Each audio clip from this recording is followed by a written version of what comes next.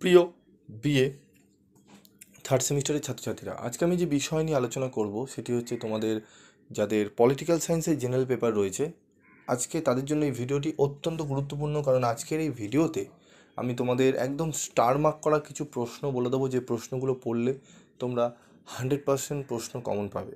Previous second সেমিস্টারে, first সেমিস্টারে তোমাদের কিন্তু পলিটিক্যাল সায়েন্সের 90%-এর উপরে কিন্তু প্রশ্ন কমন এসছে, তোমরা জানো। ছোট প্রশ্নও কিন্তু 15টি প্রশ্নের মধ্যে তোমরা 12টা থেকে 13টা প্রশ্ন কিন্তু কমন পেয়েছিলে। আমি বলে দিয়েছিলাম যে তোমরা 10টি মতো পাবে, সেখানে 12টা 13টা পেয়েছিলে, স্টুডেন্টরাই বলেছো তোমরা মিলিয়ে। এবং দুই একটি প্রশ্ন আমি বলেছিলাম যে একটু আলাদা রকম দেবে, সেটি তোমাদের টেক্সট বইটি খুঁটিয়ে পড়তে হবে। তো যাই হোক, আমি তোমাদের সামনে আজকে আলোচনা করব পলিটিক্যাল সায়েন্সের সিসি বা জিই 3 10 এবং 15 নম্বরের প্রশ্ন। তো দেখো, বিএ থার্ড সেমিস্টার 1 মার্কসের 15টা কোশ্চেন করতে হবে, 10 মার্কসের দুটো, 15 নম্বরের দুটো, ঠিক আছে? তো মডেল 1 থেকে কী পড়বো? ভারতের লোকসভা স্পিকারের কার্যাবলী আলোচনা করো, প্রশ্নটি অবশ্যই পড়বো। ভারতের প্রধানমন্ত্রীর ক্ষমতা ও পদমর্যাদা আলোচনা করো। এই দুটি প্রশ্ন অবশ্যই গুরুত্ব সহকারে তোমাদের পড়তে হবে যদি কমন পেতে চাও একটি 15 নম্বরের প্রশ্ন।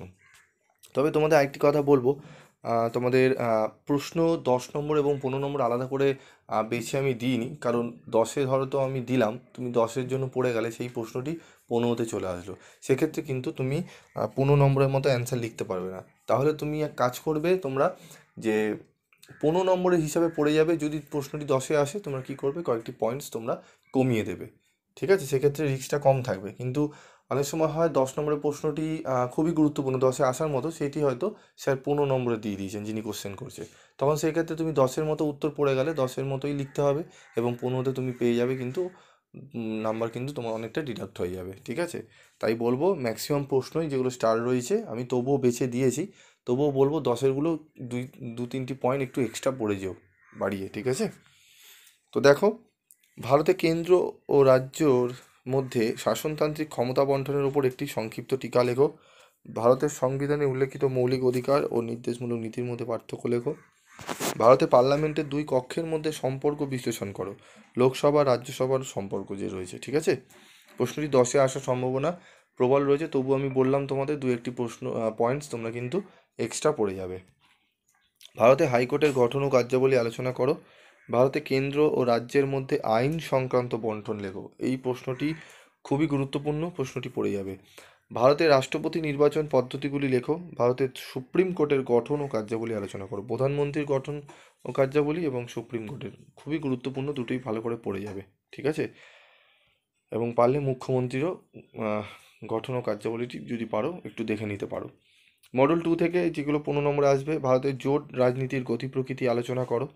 ভারতে আঞ্চলিকতাবাদের উৎসগুলি ব্যাখ্যা করো। ভারতের অঙ্গরাজ্যে রাজ্যপালের ক্ষমতা ও পদমর্যাদা আলোচনা করো। ভারতের নারী আন্দোলনের বিবরণ দাও বা সংক্ষিপ্ত টিকা লেখো, ঠিক আছে? প্রশ্নগুলি খুবই গুরুত্বপূর্ণ। দেখো, 1970-এর দশক থেকে ভারতে পরিবেশ আন্দোলন ও নারী আন্দোলন তোমরা যদি পড়ে যাও, এখান থেকে আমার মতে তোমাদের কিন্তু একটি প্রশ্ন আসবেই আসবে, নারী আন্দোলন এবং পরিবেশ আন্দোলন। বোঝা গেল? এবার দেখো, ভারতের নির্বাচনের সংস্কার আলোচনা করো। ভারতের নির্বাচন কমিশনের গঠন ও কার্যাবলী আলোচনা করো, ঠিক আছে? নারী আন্দোলন, পরিবেশ আন্দোলন এবং ভারতের নির্বাচন কমিশন, এই গঠন ও কার্যাবলী, এই তিনটি প্রশ্ন অবশ্যই পড়বে, ঠিক আছে? মার্ক করে নাও। মুখ্যমন্ত্রী ও রাজ্যপালের সম্পর্ক আলোচনা করো। কলকাতা পৌরসভার গঠন ও কার্যাবলী আলোচনা করো। জেলা পরিষদের গঠন ও কার্যাবলী ব্যাখ্যা করো। ভারতে একটি অঙ্গরাজ্যের বিধানসভার গঠন ও কার্যাবলী আলোচনা করো। ভারতের স্থানীয় শাসন ব্যবস্থায় গ্রাম পঞ্চায়েতের ভূমিকা আলোচনা করো। যে প্রশ্নগুলো বললাম, স্টার মার্কগুলো আগে ভালো করে পড়ো, যদি পড়া হয়ে গিয়ে থাকে। তবে এক্সট্রা যে প্রশ্নগুলো দেওয়া রয়েছে তার মধ্যে তোমরা পড়বে পৌরসভার গঠন ও কার্যাবলী, রাজ্যপাল মুখ্যমন্ত্রীর মধ্যে সম্পর্ক, এই প্রশ্নগুলো একটু দেখে যেও, ঠিক আছে?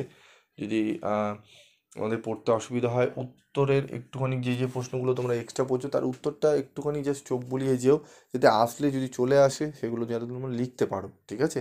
একদমই ছেড়ে দেবে না। অনেক ইউটিউবার চ্যানেল আছে তোমাদের 5টি 6টি করে কোশ্চেন দিয়ে বলবে এগুলো ইম্পর্টেন্ট, হয়তো ওখান থেকে একটি আসলো, একটি ধরো 15 নম্বর তুমি কমন পেলে, একটি 10 নম্বর পেলে, বাকি মডেল 1 থেকে একটি 15 পেলে, একটি 10 নম্বর পেলে না, অন্য একটা 10 নম্বর দিল, তখন তোমরা কি করবে? তখন অনেক সময় হয়ে যায় কি, তোমাদের যে উত্তরগুলো লিখেছো সেইগুলো লিখে তোমাদের 24 নম্বর বা 5 নম্বরটা যেটা নাম্বার রয়েছে 19 নম্বর, সেটি তোলা সম্ভব হয় না, তখন সেটি সাপ্লি হয়ে যায়। ঠিক আছে, তাই বলবো একটু এক্সট্রা যে প্রশ্নগুলো দিলাম এগুলো একটু চোখ বুলিয়ে যেও, যাতে আসলে তোমরা বানিয়ে লিখে মোটামুটি কিছুটা কনসেপচুয়াল লিখে যেন আসতে পারো। ঠিক আছে, কোনো প্রশ্নই ছেড়ে আসবে না, লিখবেই যতটা পারবে। ঠিক আছে, এবং 1 নম্বরে 15টি প্রশ্নের যদি তোমাদের সাজেশন দরকার হয় তো কমেন্ট বক্সে লিখে জানিও, আমি 1 নম্বরের যে প্রশ্নগুলো আছে সেগুলো নিয়ে আলোচনা করে দেবো। ঠিক আছে, আজকের মতো এটুকুই। যদি তোমাদের পিডিএফ নোটস দরকার হয় তাহলে তোমরা কালেক্ট করতে পারো সামান্য রেমুনারেশনের বিনিময়।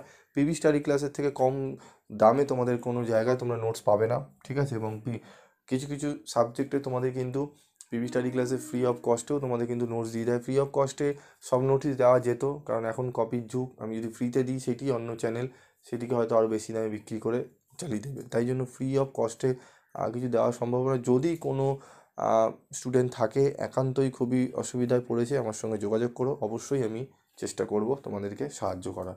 ঠিক আছে, পিবি স্টাডি ক্লাস বিগত 7 বছর ধরে তোমাদের পাশে রয়েছে। অনেকেই গ্র্যাজুয়েশন কমপ্লিট করেছে টিউশনি না নিয়ে, কোনো বই না কিনে, শুধুমাত্র পিবি স্টাডি ক্লাসের সাজেশন এবং নোটসগুলো ফলো করে তারা কিন্তু গ্র্যাজুয়েশনে 50 থেকে 60% নাম্বারে কিন্তু বেরিয়েছে। ঠিক আছে, পিবি স্টাডি ক্লাস গ্রুপে যদি তোমরা রিভিউ করতে চাও রিভিউ করতে পারো। আজকের মতো এটুকুই, দেখা হবে পরবর্তী ভিডিও ক্লাসে। সকলে ভালো থেকো, সুস্থ থেকো এবং অবশ্যই পিবি স্টাডি ক্লাসের সঙ্গে যুক্ত থেকো।